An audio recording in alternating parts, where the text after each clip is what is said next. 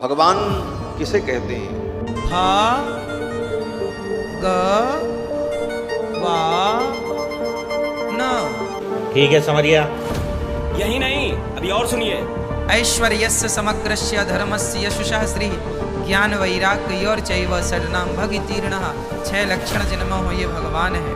भगवान शब्द का प्रयोग केवल भगवान के लिए ही होता है और किसी के लिए। ईश, ईश्वर, परमेश्वर, ये 3 अलग अलग प्रभुओं की जानकारी है। जो बनावटी आनंद में नहीं रहता उसी को भगवान किसे कहते हैं? आज इसी विषय को विस्तार से क्लियर करने के लिए हम आपके बीच कुछ आध्यात्मिक जानकारों के विचार लेकर आए हैं। इन आध्यात्मिक जानकारों में एक तरफ हैं अनिरुद्ध आचार्य जी, वो कुछ अन्य आध्यात्मिक जानकार वहीं दूसरी ओर हैं संत रामपाल जी महाराज। इन आध्यात्मिक जानकारों में किसका ज्ञान उत्तम है? कमेंट करके हमें अपनी राय अवश्य दें। अगर इस चैनल पर आप पहली बार आए हैं तो फटाफट से वीडियो को लाइक और चैनल को सब्सक्राइब जरूर कर दें। तो चलिए वीडियो शुरू करते हैं। भगवान किसे कहते हैं? तो भगवान शब्द का बड़ा गंभीर अर्थ है। विष्णु पुराण में श्री पराशर महर्षि ने भगवान शब्द की व्याख्या की है। ज्ञान शक्ति बलैश्वर्य वीर्य तेजाम सशेषतः भगवत शब्द वाच्यानि विना हेयर गुणादिभि।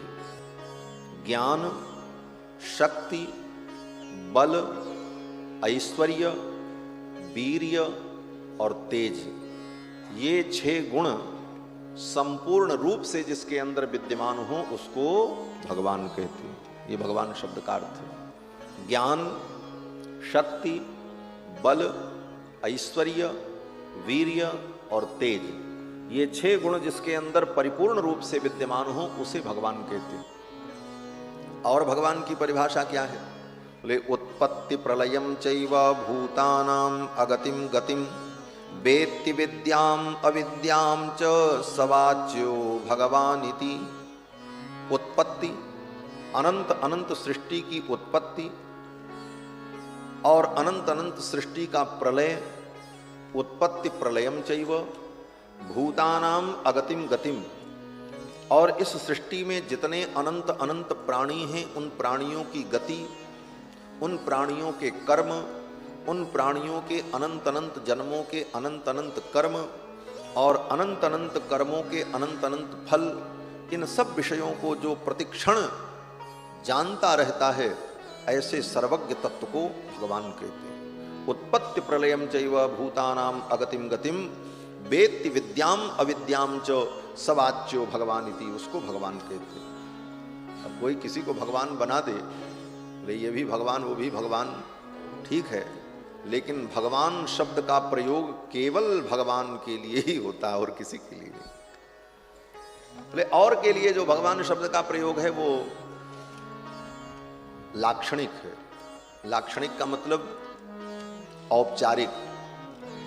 जैसे किसी भी देवता को हम भगवान कह देते हैं, सूर्य भगवान, चंद्रमा भगवान, ब्रह्मा भगवान, तो इनको भी भगवान इसलिए कह दिया जाता है कि भगवान के अंदर जो ज्ञान, शक्ति, बल, ऐश्वर्य, वीर्य, तेज, ये 6 गुण हैं, उन 6 गुणों का कुछ अंश इन लोगों में भी विद्यमान है, इसलिए इनको भी भगवान शब्द से कहा जाता है। लेकिन मूल रूप से भगवान शब्द तो केवल भगवान के लिए, भगवान श्री हरि के लिए ही प्रयोग किया जाता है। और कृष्णावतार में भगवान के 6 गुण लीला में प्रकट होते हैं। पहला गुण ज्ञान।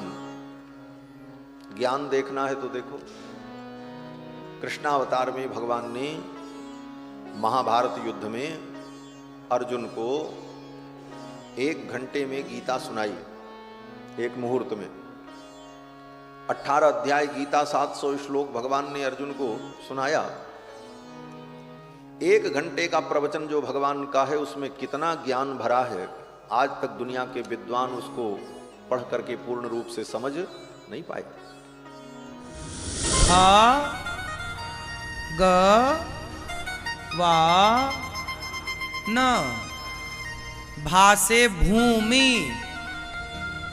भूमि मीन्स पृथ्वी, भासे भूमि, भ गा से गगन आकाश, भग, वा से वायु, वा में आ की मात्रा लगी, आ मीन्स अग्नि, भगवान, ना मतलब नीर, नीर मतलब पानी।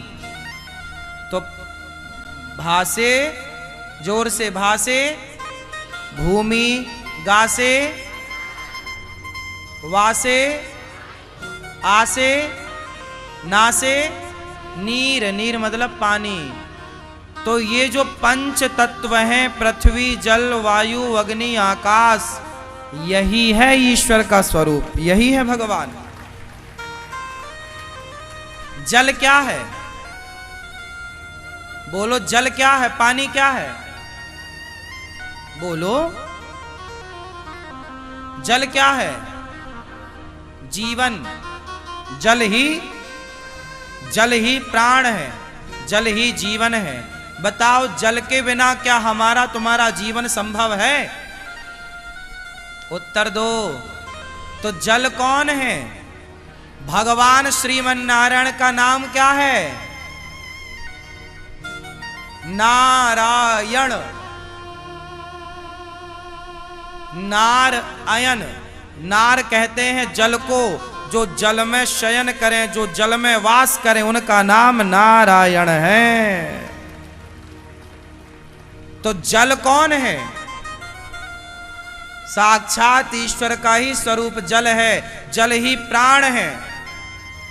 जल के बिना जीवन नहीं, तो जल के रूप में ईश्वर है।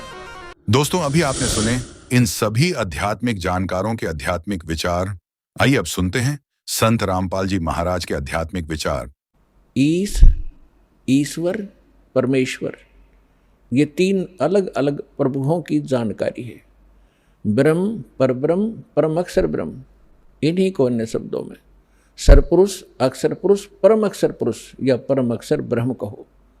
जो तीसरे नंबर का परमात्मा है, वो है सबके लिए पूज्य इष्ट रूप में। और बाकी जितने भी ये प्रभु हैं, स्वामी हैं, पहले आपको थोड़ा सा डेफिनेशन ऑफ गॉड बताएंगे कि परमात्मा की परिभाषा क्या है।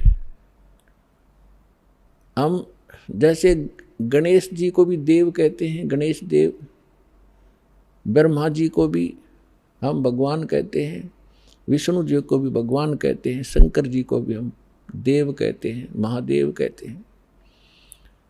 और देवी, फिर ब्रह्म को भी हम भगवान कहते हैं, जिसको निराकार निर्गुण कहा करते थे हमारे गुरु। तो ये सभी प्रभु हैं, ये सभी स्वामी हैं। जैसे एक तहसीलदार जी को भी साहब कहते हैं,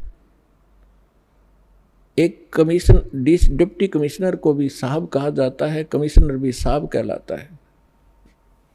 और मंत्री जी को भी साहब कहते हैं, मुख्यमंत्री जी को भी हम साहब कहते हैं। प्रधानमंत्री जी भी साहब कहलाते हैं, और राष्ट्रपति जी भी को भी हम साहब ही कहते हैं। साहब जैसे हम देव कहते हैं, देव कहो, राम कहो, साहिब कहो, हम सतसाहिब कहते हैं। जैसे हम कभी विशेष मूड में होते जब कहा करते हैं सच्चे मालिक, सच्चा मालिक कहो, सत्य साहिब कहो। साहब माने भगवान, सत्य माने सच्चा, अविनाशी। तो ये सभी साहब हैं, लेकिन अपने अपने सतर के साहब हैं। तहसीलदार एक तहसील के अंदर उस सतर का मालिक है। और इसी प्रकार अन्य जानो, मंत्री अपने एक स्टेट के अंदर एक विभाग का स्वामी है, मालिक है, साहब है।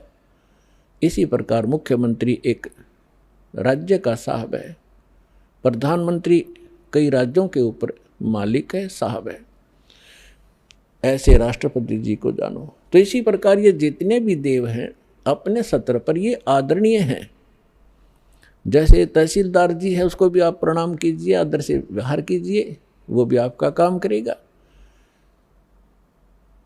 और इसी प्रकार मंत्री जी हैं, मंत्री जी का भी सत्कार कीजिए।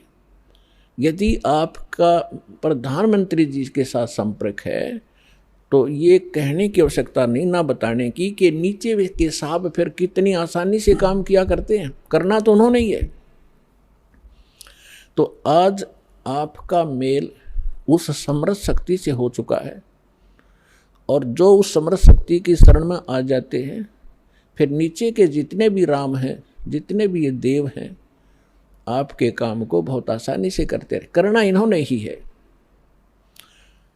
क्योंकि यहाँ की एक व्यवस्था बना रखी है। जैसे आपको सबसे पहले या मंत्र जो दिए जाते हैं वो उन्हीं साहबों के दिए जाते हैं। इस स्टेट के साहब हैं ये। इसके साथ साथ आपको उस परम पिता परमात्मा की भी भक्ति दी जाती है, जिसके साथ होने से ये साहब आपको बहुत आसानी से लाभ देते हैं। इनके ये मूल मंत्र हैं, ये इनकी पूजा नहीं है। यहाँ भ्रमित कर देते हैं ये सिर्फ कुछ जो 100-200 हज़ार 2000 को पीछे लगा रहे हैं नकली संत, और विशेषकर ये कबीरपंथी या राधा स्वामी धन धन सतगुरु वाले, ये क्या भ्रमित करते हैं कि देखो ये तो देवताओं की पूजा कराता है, ये तो प्रथम मंत्र ही देवताओं के देता है, और बात करता सतलोक और सचखंड की। तो इसलिए प्रत्येक सत्संग में हम नहीं बता पाते, क्योंकि पूरे वर्ष के अंदर हमने सिलेबस कवर करना होता है। तो कभी कभी किसी ना किसी सत्संग में हम अवश्य सुनाते हैं, इस तरह की एक विवेचन देते हैं। तो वो हमारी सीडी बनी होती है, उनको आप ले जाइए, बहुत सस्ते में यहाँ मिलती हैं आपको। ये अनमोल वचन है, आपके बालकों के भी काम आएगा, आपके भी काम आएगा। तो जो प्रसंग चल रहा है कि हम इनकी पूजा नहीं करते, जैसे एक पति भर्ता लड़की होती है, वो अपनी ससुराल में चली जाती है। पति भर्ता के गुण ये होते हैं कि वो अपने पति के अतिरिक्त अन्य किसी भी पुरुष में पति वाला भाव ना रखे। लेकिन उस पति भर्ता का ये अर्थ नहीं है कि वो किसी पुरुष की ओर देखे नहीं, या किसी को प्रणाम नहीं करे, या किसी का सत्कार नहीं करे। ये भी उस पति भर्ता के अंदर एक गुण होते हैं, आय का आदर करे।